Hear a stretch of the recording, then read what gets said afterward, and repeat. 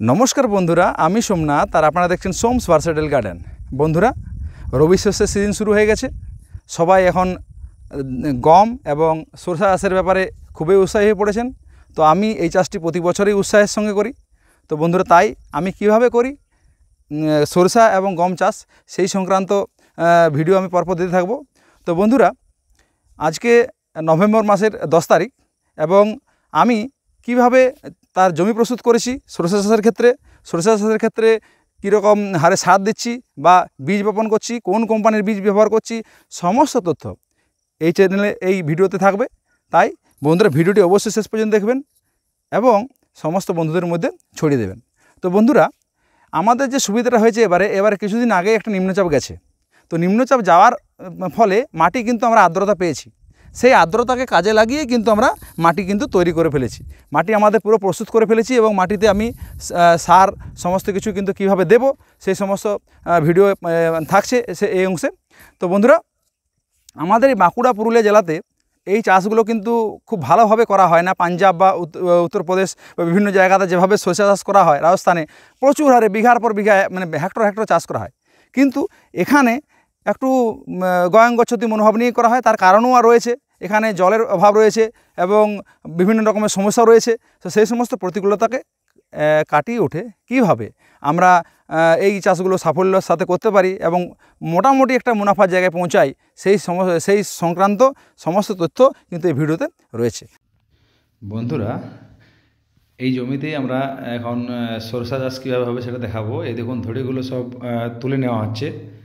এগুলো অ্যাকচুয়ালি ওই যে হারভেস্টার, এখন নতুন যে হারভেস্টারগুলো আমাদের এলাকাতেও এখন প্রচুর পরিমাণে হয়েছে, সেটা দিয়ে ধড়িগুলো পুরো পরিষ্কার প্রথমে করতে হবে, নতুবা গোটা জমিতে কিন্তু ওই ধানের যে অবশিষ্টাংশ কিন্তু ভরে যাবে। তো ট্রাক্টর চলে এসেছে, প্রথমে এক চাষ দেওয়া হবে এবং আমি ট্রাক্টরকে বলছি আর কি, ড্রাইভারকে একটু যেমন প্রথমবারটা যেন ডিপেই করা হয়। জমির জো কিন্তু খুব ভালো জায়গায় পৌঁছাচ্ছে। কারণ হচ্ছে কি, আমাদের এখানে আমি বললাম ভিডিওর প্রথম অংশে যে একটা নিম্নচাপ এসেছিলো। তো এই নিম্নচাপটার জন্য কি করছি আমরা, কিন্তু এই জোটাকে কাজে লাগানোর চেষ্টা করছি এবং যাতে মাটিটা ভালোভাবে করা যায় তাই প্রথমবারেই রোটাভেটারটাকে বললাম একটু ডিপে যেন দেওয়া হয়।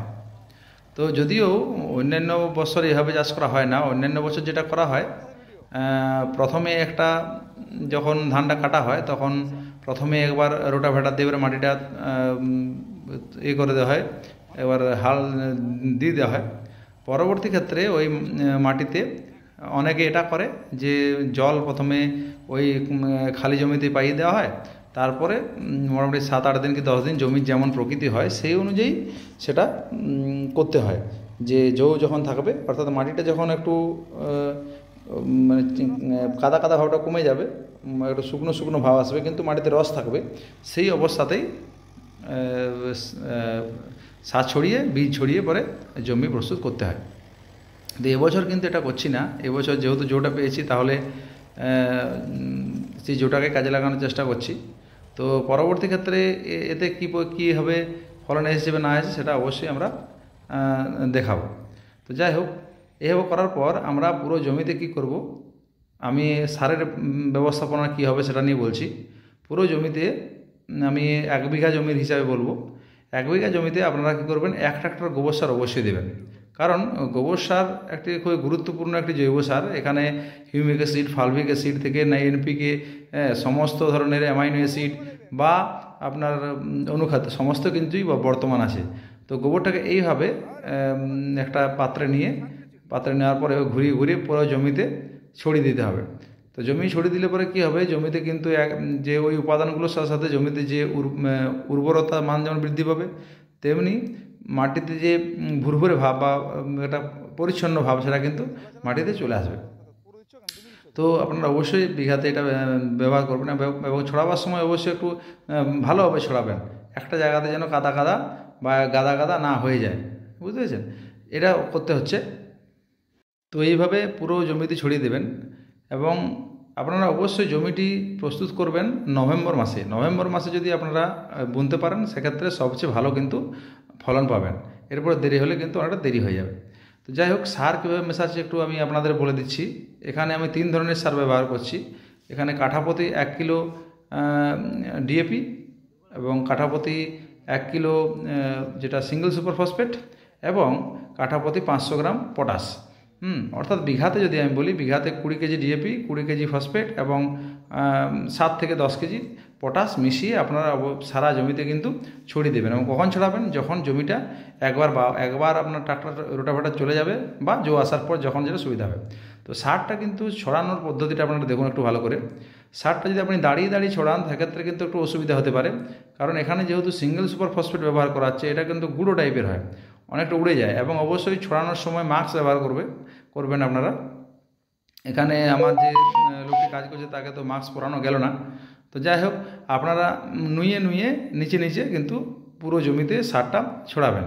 এখানে গুরুত্বপূর্ণ যে অংশটা রয়েছে, এখানে কিন্তু সিঙ্গেল সুপার ফসফেট যেটা ব্যবহার করা আছে এটা অবশ্যই আপনারা করবেন, কারণ সিঙ্গেল সুপার ফসফেট হচ্ছে একটা সালফার ঘটিত সার বা সালফার এতে রয়েছে, এর পাশাপাশি ফসফেটও রয়েছে।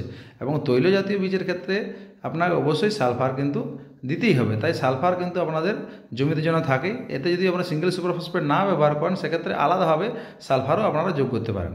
তো আমাদের এই পরিচিত আমাদের বললাম একটু যেন বীজটা ছড়িয়ে দেয়, আমার বীজ ছড়ানোর ক্ষেত্রে একটু অসুবিধা তৈরি হয়। তো এইভাবে ধীরে ধীরে দেখুন কি সুন্দরভাবে কিন্তু খুব কম পরিমাণে দিয়ে সারা জমিতে কিন্তু ছড়িয়ে দেওয়া হচ্ছে। তো আমার যে বীজটি ব্যবহার করছি এক্ষেত্রে এটা হচ্ছে আমরা বায়োসিডের সৌভাগ্য যে সিডটা সেটা ব্যবহার করছি, দামও কম। এছাড়াও মার্কেটে অনেক বীজ আছে, যেমন মালি রয়েছে বা পায়োনিয়ারের অনেকগুলো ভ্যারাইটি রয়েছে। আপনারা যেটা পাবেন হাতের কাছে মোটামুটি ভালো মনে হবে সেই ধরনের সরষা অবশ্যই চাষ করতে পারেন। তবে চাষ করার ক্ষেত্রে যেগুলো হাইব্রিড লম্বা হয় সেগুলো আমাদের এলাকাতে অতটা ফলন হয় না। আপনারা অবশ্যই যেগুলো একটু শর্ট হাইটে হয় এবং অনেকটা ঝোপালো হয়, ঝাড় হয়, সেই সমস্ত গাছের বীজে কিন্তু নির্বাচন করবেন। তো বীজ কিন্তু আপনারা কী হারে দেবেন সেটা প্রথম বলি। যেটা রেকমেন্ডেড ডোজ সেটা তো অনেকটা কম আছে, বিঘাতে প্রায় 700 গ্রাম বা 600 থেকে 700 গ্রাম ছড়ালেই হয়। তো আমাদের এলাকাতে যেহেতু মাটির উর্বরতা বলুন বা আবহাওয়া বলুন তারতম্যের জন্য আমরা কিন্তু সেই স্ট্যান্ডার্ড ডোজে ছড়ালে কিন্তু আমরা আশানুরূপ ফলন পাবো না। এটা আমি আমার নিজের এক্সপিরিয়েন্স থেকে বলছি। তাই আমি মোটামুটি বিঘা প্রতি 900 থেকে 800 থেকে 1 কিলো এরকম হারেই করি। যদি ঘরের বীজ হয় আমার সেক্ষেত্রে একটু বীজের হারটা বাড়াই, এবং কেনা বীজ হলে পরে সেক্ষেত্রে আমি 800 গ্রাম বীজে কিন্তু জমিতে প্রয়োগ করি, এবং এইভাবে ছড়িয়ে ছিটিয়ে প্রয়োগ করতে হয়। এরপর আমরা কী করলাম, আবার ট্রাক্টরটাকে স্পিডে কিন্তু ঘুরিয়ে দিলাম যাতে বীজগুলো বেশি ঢাকা না যায়। এক্ষেত্রে কিন্তু দ্বিতীয়বার যখন ঘোরাবেন সেক্ষেত্রে কিন্তু যেন বেশি বীজগুলো নিচে না যায় এটা নিশ্চিত করতে হবে, নতুবা কিন্তু বীজগুলো আর বেরিয়ে আসবে না। তাহলে সেক্ষেত্রে ট্রাক্টর যিনি চালাচ্ছেন তাকে বলতে হবে যে তুমি কাজ করো, যে বেশি ডিপে না দিয়ে তুমি উপরে একটু স্পিডে চালিয়ে দাও। এটা অনেক ক্ষেত্রে অনেকেরই হয় যে বীজ কিন্তু নিচে পড়ে যায়। তো যাই হোক বন্ধুরা, আপনারা এভাবে করুন, অবশ্যই সফল হবেন।